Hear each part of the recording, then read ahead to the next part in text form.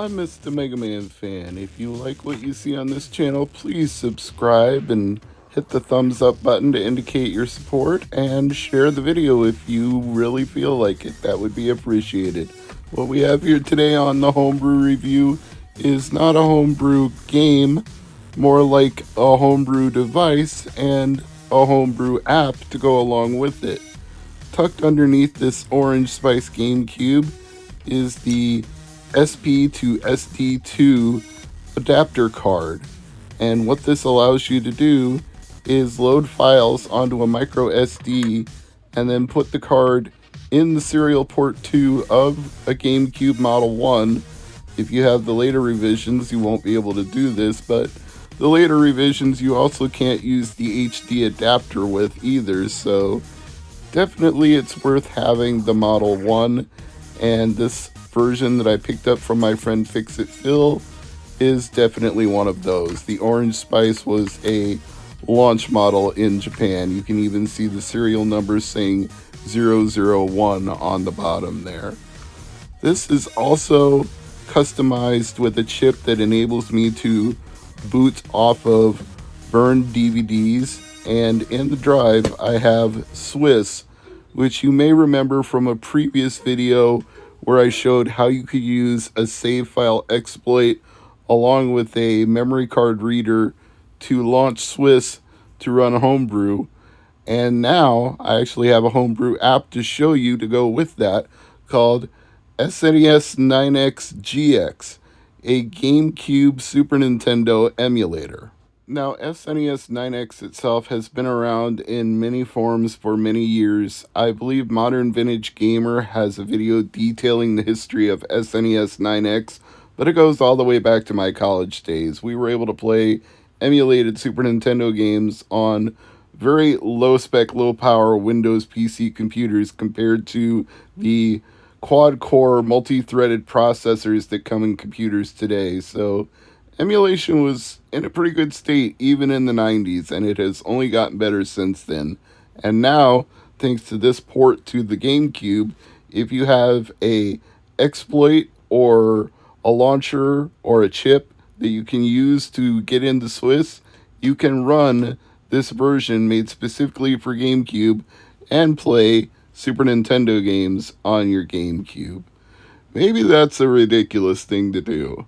I don't know, but I appreciate the fact that it can be done and that there are lots of different options in SNES9X to customize it. You can go into the settings file, not from the GameCube itself. You're going to have to edit the file on your computer, on your micro SD card, but you can change it to map the buttons to different things on your GameCube controller or your Wavebird controller or whatever you happen to be using.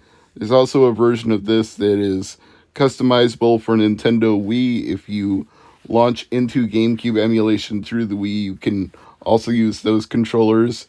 I haven't explored all the different variances of it, but if you go to the GitHub for SNES9XGX, you can look at the README file and get all of the different options here.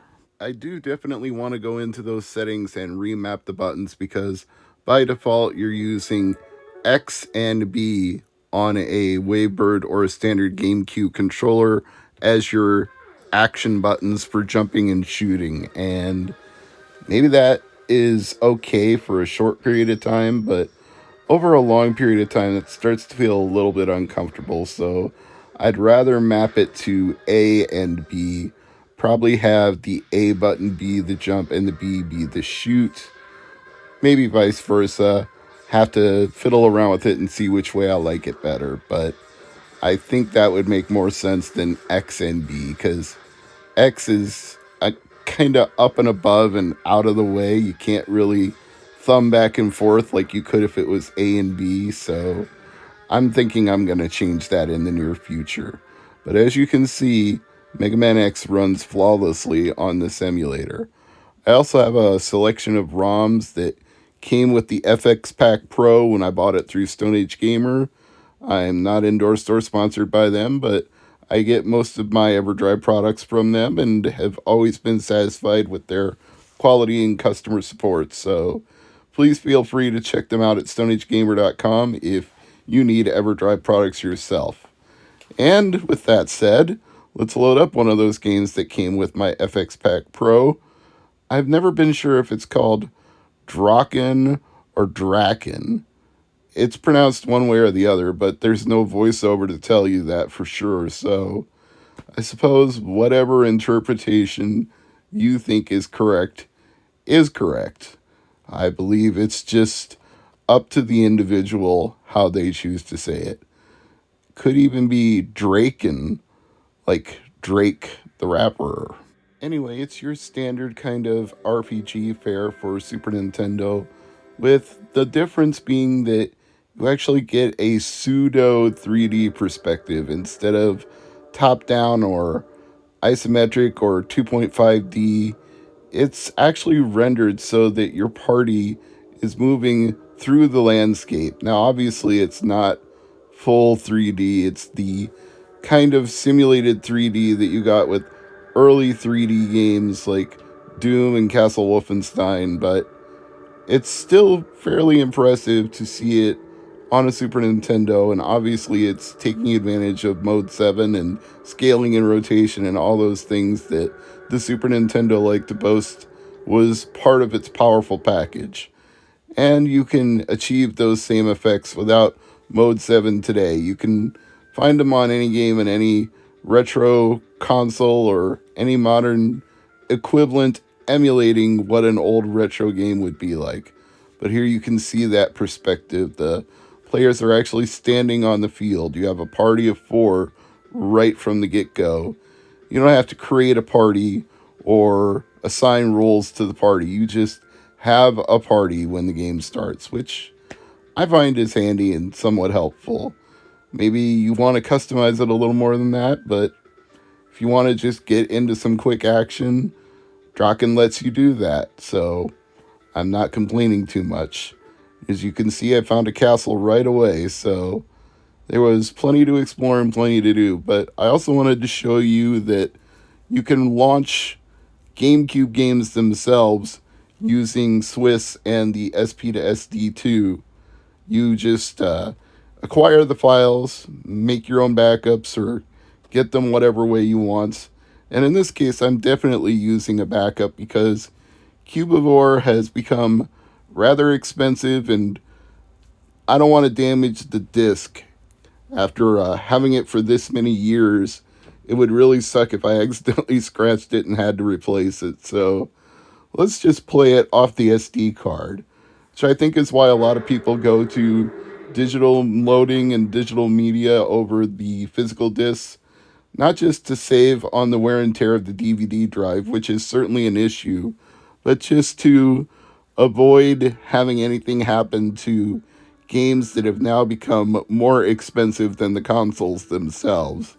Because of the pandemic and the collector's market and everything else, it has just become, I won't go as far as saying so ridiculous that I'll quit, but I can understand why people like RGT85 get vexed about it, I guess is the word. I'm not willing to give up on physical media just yet, but I will definitely play backup copies of my physical media to preserve them and avoid damaging them, considering the prices that things can go for. Cubivore is a fun game anyway. More people should play it, so maybe at some point Atlas will figure out a way to re-release it on other platforms, like port it to Switch or PS4. It might be too polygonal and blocky for some people. I think that's why the game wasn't such a big seller back in the GameCube's heyday. But I also think that the style lends itself to the gameplay. It's a survival of the fittest game where you have to eat things and mutate, and each time you mutate, you gain new abilities and get stronger. And each time you get stronger, you can eat bigger things and stronger things. So it's essentially a big fish eat little fish kind of game, but it's got some variance in how you can customize your Cubivore and the abilities that they have and the items that you can collect. So I think it's more than just big fish eat little fish. It's also got some strategy, and some action elements to it as well. So I think Cubivore is one to look out for if you just happen to stumble across it, get stupid lucky. I mean, let's be honest. You'd have to be stupid lucky if you found it at a thrift or a pawn shop. But if you do, Cubivore is one to pick up. Either because you're going to be greedy and sell it for what it goes for, or because you're a GameCube collector and you genuinely want to play the game when you get home. And it's a good one to play. The bottom line here is that the SP2 to SD2 opens up a world of possibilities. There are obviously more emulators out there than SNES9XGX. I haven't even scratched the surface of it yet. I'm sure there's everything from Sega Genesis to TurboGrafx-16 to Atari 2600. Sky's the limit. I'm sure anything up to 32-bit systems would be possible. 16-bit definitely. 32-bit, I'm going to say probably not, but maybe somebody's been clever enough to find a way to get a system like that running through emulation on a GameCube, but I feel like 16-bit is probably pushing the limit in terms of it's a couple of generations behind the GameCube, so the GameCube is just powerful enough to handle those kind of emulation tasks. It's generally the case with anything. When you get more than a couple of generations removed, you're probably able to run homebrew emulation for the previous generation, but current gen or anything close to it, not going to work so well. So, what else can I say? It's something to use for your backups. Not telling you to pirate games. I would never tell you that. However, if you want to try a game that's as expensive as Cubivore, you could certainly put it on an SD card and see if you like it. And if you don't, then you don't have to spend $200 on a physical copy and you can just delete it. I'd say that for any stupidly expensive GameCube game that you're thinking of. Whether it's Cubivore or Chibi Robo or Resident Evil 2 or Disney Sports Basketball or Football. There's a lot of expensive games out there that maybe you want to try first before you plunk down the big bucks for them. Cubivore is one of those ones that it just so happens to be rare and good, at least in my opinion. So if you own it physically, play a backup. And if you don't own it physically, try it first, either on a GameCube or on a Dolphin emulator, and see what you think of it.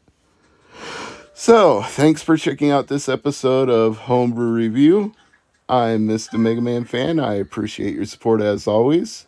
The SD2SP2 is pretty cheap. You can get one for $10 or less from most websites that sell it.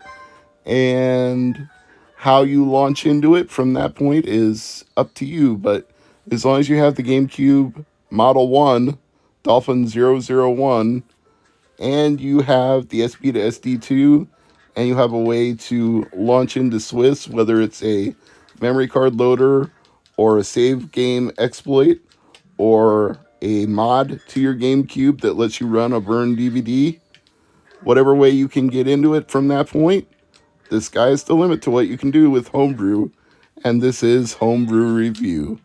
Thanks for watching.